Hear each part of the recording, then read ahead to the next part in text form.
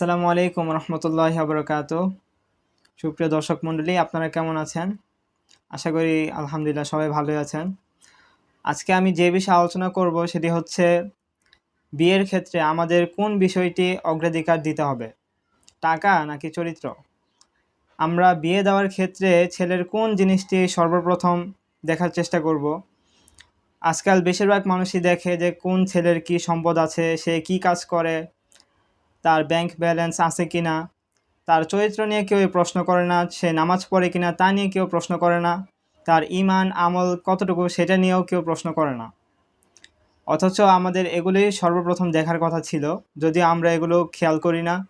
বেশিরভাগ পরিবারে এভাবেই বিয়ে দেওয়া হচ্ছে, যার কারণে অধিকাংশ পরিবার ধ্বংস হয়ে যাচ্ছে, তাদের পরিবার ভেঙে যাচ্ছে, সম্পর্ক নষ্ট হচ্ছে।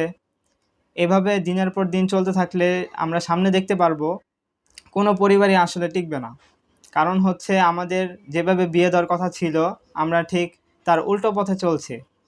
যেমন আল্লাহ তাআলা সূরা হুজুরাতের 13 নম্বর আয়াতে বলছেন, ইন্না আক্রামাকুম ইনদাল্লাহি আতকাকুম ইন্নাল্লাহা আলিমুন খবীর। আল্লাহ তাআলার নিকট সেই ব্যক্তি সম্মানিত যে ব্যক্তির তাকওয়া সবচাইতে বেশি। অর্থাৎ আমরা জানতে পারলাম একজন মানুষের চরিত্র, তাকওয়া, যার মধ্যে খোদাভীতি সবচাইতে বেশি, আল্লাহ তাআলার নিকট সেই বেশি সম্মানিত। সুতরাং একজন মানুষকে বিচার করতে হলে অবশ্যই তার তাকওয়া এমনকি তার চরিত্র, এই দুইটা অবশ্যই দেখতে হবে। সেই অনুযায়ী তাকে মূল্যায়ন করতে হবে আসলে সে কি ভালো নাকি খারাপ।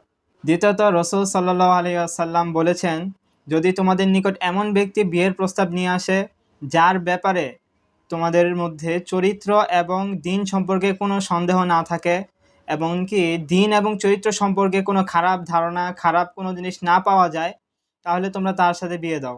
সুতরাং এ থেকে বোঝা যায় যার তাকওয়া এমনকি দিন চরিত্র এগুলো যার ঠিক রয়েছে তার সাথে বিয়ে দেওয়ায় কোনো আপত্তি নেই। এমনকি তার টাকা পয়সা আছে কিনা সেটাও আমাদের দেখার কোনো প্রয়োজন নেই। কারণ টাকা আজ আছে তো কাল থাকবে না, ধন সম্পদ আজ আছে তো কাল নেই।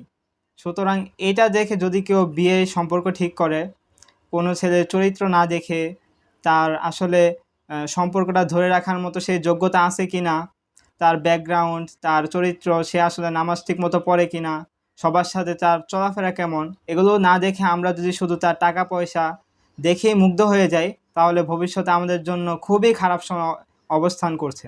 পরিশেষে আমরা কোরআন এবং হাদিস থেকে একথাই জানতে পারি, যে ব্যক্তির মধ্যে তাকওয়া এবং পরহেজগারিতা সবচাইতে বেশি থাকবে, তার ধন সম্পদ থাকুক আর না থাকুক, সেই ব্যক্তিকেই বিয়ের জন্য সবচাইতে বেশি অগ্রাধিকার দিতে হবে।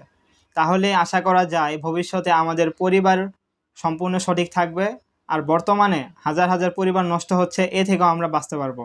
আল্লাহ তাআলা আমাদের সকলকে বোঝার তৌফিক দান করুন। আমিন।